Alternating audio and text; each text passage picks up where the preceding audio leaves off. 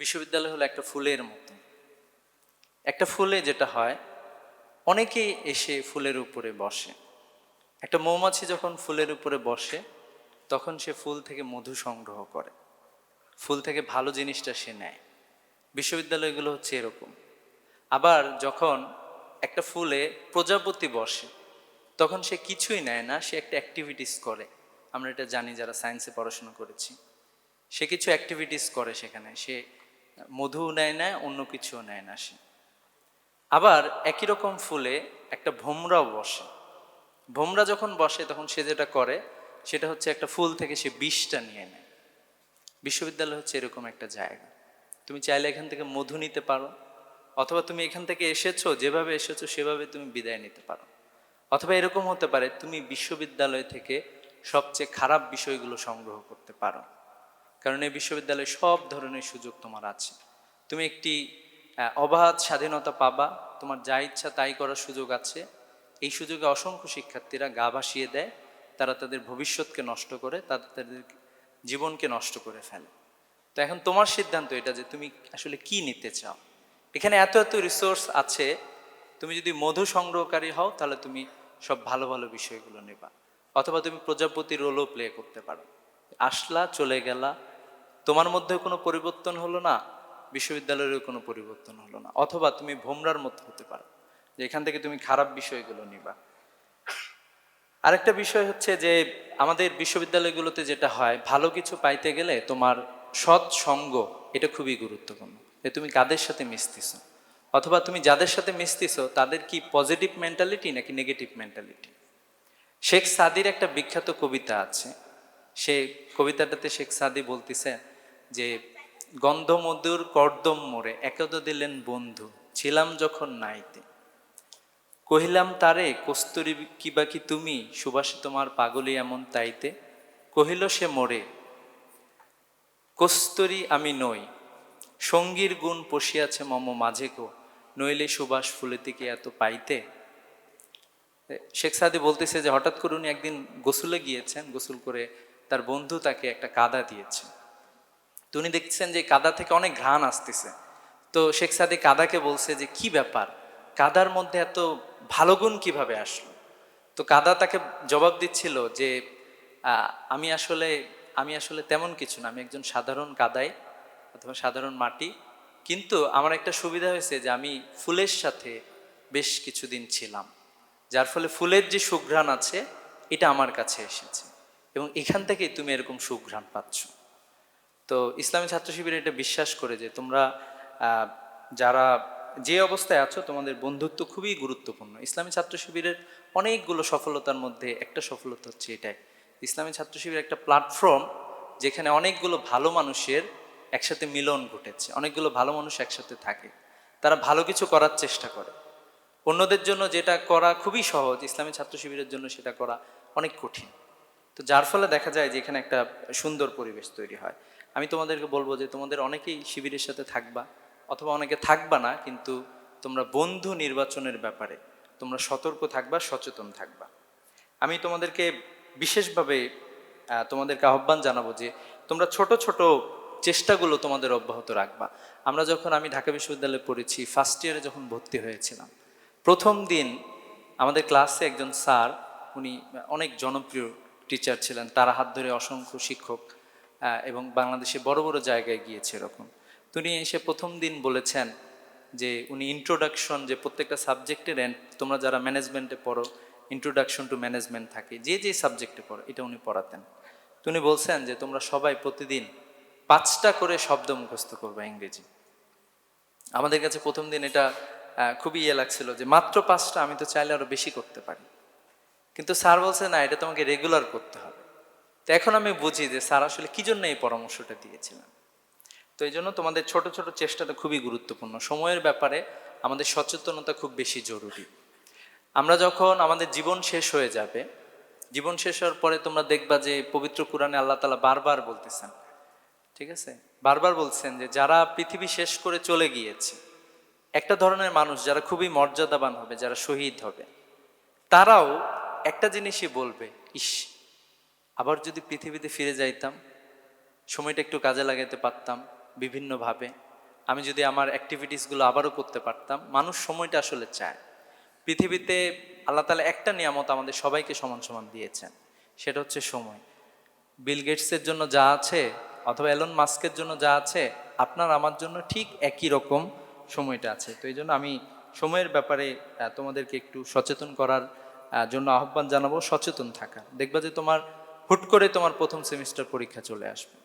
বিশ্ববিদ্যালয়ের জীবনটা খুবই তাড়াতাড়ি, 4 বছর যে কিভাবে চলে যায়, খুবই ফাস্ট যায়। এই জন্য তোমাদেরকে সচেতন হওয়ার জন্য অনুরোধ জানাবো।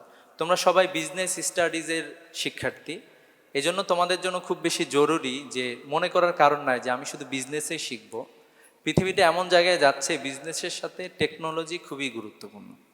তো এই জন্য টেকনোলজির ব্যাপারে তোমরা সচেতন হবা। এআই থেকে শুরু করে বিভিন্ন টুলস ব্যবহার করা, বিজনেসের সাথে রিলেটেড বিষয়গুলোর সাথে টেকনোলজির অ্যাফিলিয়েশনটা কিভাবে হইতে পারে, এই জায়গায় তোমরা আশা করি তোমাদের চেষ্টা অব্যাহত রাখবা। তোমাদেরকে যেটা করতে হবে সেটা হচ্ছে যে শির দ্বারা উঁচু করে রাখতে হবে। আমরা একটা প্রজন্ম আমরা পার করে আসছি, আমাদেরকে কুজা করে রাখা হয়েছিল। বিশ্ববিদ্যালয়গুলোতে গেস্টরুম গণরুম ছিল, বলা হয়তো যে গেস্টরুম গণরুম ছাড়া কেউ বিশ্ববিদ্যালয়ের হলে থাকতে পারবে না। যার ফলে আমাদের আমাদের যে ব্যক্তিত্ব থাকতো, এটা প্রথম দিনে অথবা প্রথম মাসে অথবা প্রথম বছরে আমাদের ব্যক্তিত্বটাকে ভেঙে চুরমার করে দেওয়া হতো। আমরা জি হুজুর টাইপের একটা প্রজন্ম ছিলাম। কিন্তু জুলাই বিপ্লব আমাদেরকে নতুন এক আশা জাগিয়েছে। জুলাই বিপ্লবের আগে থেকেও বিশ্ববিদ্যালয়ের হলগুলোতে আবরার ফাহাদ দেশের জন্য কথা বলার কারণে তাকে শহীদ হতে হলো। সে দেশের পক্ষে স্ট্যাটাস দিল যে বাংলাদেশ ফারাক্কার ন্যায্য হিস্সা পাচ্ছে না, বাংলাদেশের নদীগুলো মরে যাচ্ছে, এগুলো নিয়ে সে স্ট্যাটাস দিয়েছে, কিন্তু তাকে শহীদ করা হয়েছে। জুলাই বিপ্লবে আমরা দেখলাম শহীদ আবু সাইদকে দেখলাম, শির দ্বারা উঁচু করে দাঁড়িয়েছিল। সবাইকে যখন সরাই দেওয়া হয়েছে, আবু সাইদ সরে নাই, গুলির মুখেও সে দাঁড়িয়েছিল। আমাদেরকে নতুন এক বাংলাদেশের উপহার দিয়েছিল এই শির দ্বারা উঁচু করা একজন যুবক।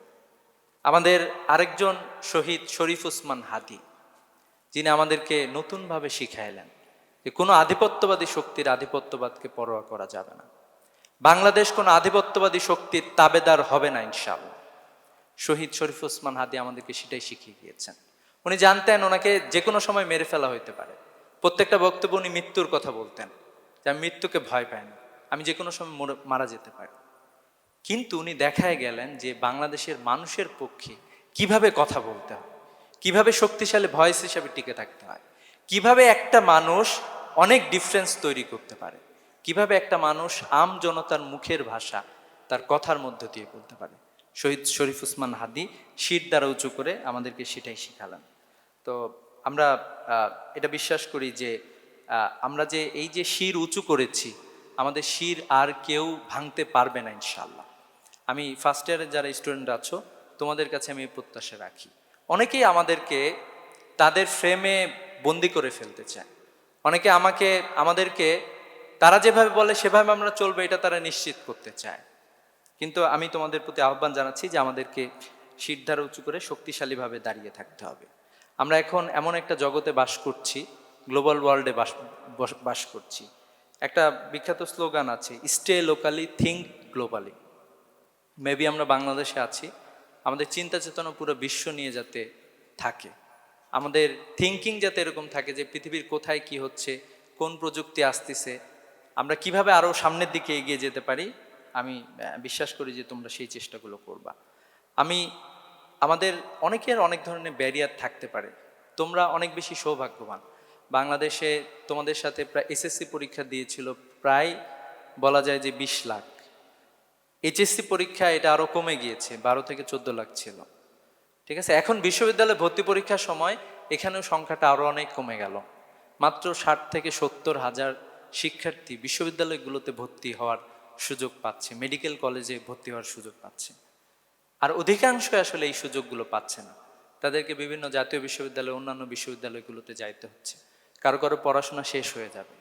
তোমরা অনেক সৌভাগ্যবান, তোমরা এই সুযোগটা পেয়েছো যে একটা ভালো বিশ্ববিদ্যালয়ে পড়াশোনা করার সুযোগ পেয়েছো। তুমি যে বিশ্ববিদ্যালয়ে পড়াশোনা করছো, এই বিশ্ববিদ্যালয়ে তোমার একটা বড় অংশ তোমার জনগণের ট্যাক্সের টাকায় আমাদের আসলে পড়াশোনা করতে হয়।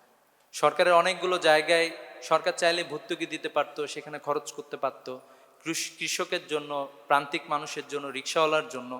তো বাংলাদেশে যেটা হয়, বাংলাদেশে বাজেট হয়, এই বাজেটে অধিকাংশ মানুষের এখানে ভ্যাট নিয়ে মূলত সরকারের রাজস্ব ইনকামের একটা বড় অংশ।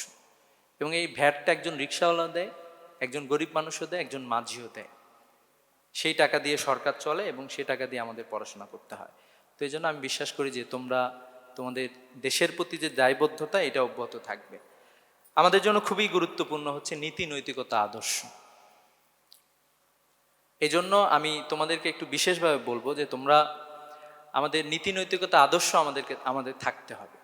এটা আমাদেরকে মহৎ করবে, ঠিক আছে? এটা আমাদেরকে এক্সেলেন্ট মানুষ বানাবে। একটা মানুষ গতানুগতিক চাকরি করে, তো চাকরি করতে গিয়ে সে দুর্নীতির সাথে জড়িয়ে যাচ্ছে। যদি তার মাঝে আধ্যাত্মিকতা না থাকে, তাহলে তার টিকে থাকাটা অনেক কঠিন। একটু আগে একজন প্রশ্ন করতেছিল যে আসলে এত এত ভালো ভালো ক্যারেক্টারের মানুষজন, ভালো পড়াশোনা করে, ভালো ব্যক্তিত্ব, কিন্তু সরকারি চাকরি অথবা অন্য কোনো জায়গায় যাওয়ার পরে দুর্নীতি শুরু করে দেয়। কারণটা কি? কারণটা হচ্ছে যে তাদের মাঝে আল্লাহ ভীতিটা নাই, স্রষ্টার প্রতি যে ভয়, এটা নাই। তারা ভাবতেছে যে আমরা খাচ্ছি, আমরা অনেক বেশি সৌভাগ্যবান। এই জন্য বিগত 16 বছরে আমরা যেটা দেখলাম যে প্রায় 28 লক্ষ কোটি টাকা বাংলাদেশ থেকে পাচার হয়ে গিয়েছে। বড় বড় ব্যবসায়ীরা, তাদের একটাই কার্যক্রম, সেটা হচ্ছে ব্যাংক থেকে কিভাবে লোন নিয়ে ঋণ খেলাফি থাকা যায় এবং সেটা দিয়ে তার প্রতিষ্ঠানগুলো চালানো যায়। আমাদের একজন মন্ত্রীর প্রায় 5 শতাধিক বাড়ি ইউরোপের বিভিন্ন দেশে আছে, যেখানে ইউরোপের বড় বড় মানুষরা তার সারা জীবনের ইনকাম নিয়েও মানে বাড়ি ঠিকঠাক মতো করতে পারেন না, সেখানে বাংলাদেশে একজন মন্ত্রীর 3 শতাধিক বাড়ি, প্রায় 500-500-র মতো বাড়ি পৃথিবীর বিভিন্ন দেশে ছিল। এই হলো আমাদের অবস্থা। তো এই জন্য আমি তোমাদেরকে একটু বিশেষভাবে বলবো যে তোমরাই হলো আমাদের আশার আলো। তোমাদের মাধ্যমে আমরা আগামীর বাংলাদেশ গড়ে তুলবো, আমরা সে প্রত্যাশা রাখি। তোমরা হলো এমন একটি প্রজন্ম যারা জুলাই বিপ্লবের পরে ক্যাম্পাসে এসেছো, এবং আমরা একটা ক্যাম্পাস রেখে গেলাম। আমরা একসময় ক্যাম্পাসে ছিলাম, আমরা ক্যাম্পাসটা একভাবে ছিল। জুলাই বিপ্লব হয়েছে, এরপরে বিপ্লবের পরবর্তী তোমরা ক্যাম্পাসে এসেছো। তোমাদের অ্যাক্টিভিটিসের উপর অনেক কিছু নির্ভর করতেছে। তোমরা কি আগের মতোই এই ক্যাম্পাসগুলোকে চালাবা, নাকি তোমরা এখানে নতুন কিছু দিবা?